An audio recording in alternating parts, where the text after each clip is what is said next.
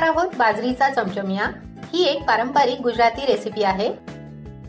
बोलमध्ये 1.5 cup बाजरीचं पीठ, अर्धा cup धुवून चिरलेली मेथी, अर्धा कप धुवून चिरलेली कोथिंबीर, अर्धा टीस्पून ओवा, पाव टीस्पून हिंग, पाव टीस्पून हळद, 1 टेबलस्पून आलं लसूण आणि मिरचीची पेस्ट, 1 टेबलस्पून तीळ, चवीनुसार मीठ, पाव कप दही आणि पाव टीस्पून बेकिंग सोडा टाकूया।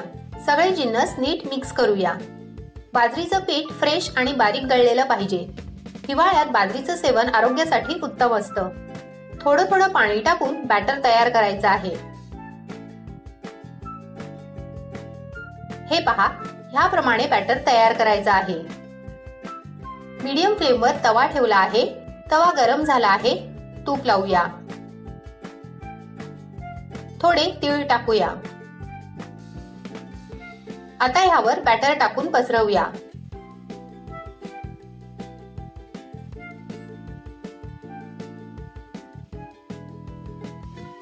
तीळ टाकूया। वरचा भाग जरा सुकला आहे। थोडं तूप टाकूया। तुम्ही तुपाऐवजी तेल यूज करू शकता, पण तुपाने छान टेस्ट येते। 2 मिनिटं शेकवूया। 2 मिनिटं झाली आहेत। फ्लिप करूया। दोन्ही बाजूने ब्राऊन कलर येईपर्यंत शेकवूया। थोडं तूप लावूया। 3 मिनिटं झाली आहेत। चमचमिया फ्लिप करूया।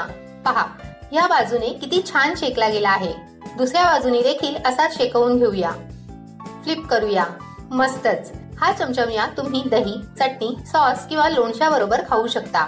तुम्हाला जर ही रेसिपी आवडली असेल तर व्हिडिओला लाईक, शेअर आणि चॅनलला सबस्क्राईब जरूर करा। बाजरीचा चमचमिया रेडी आहे।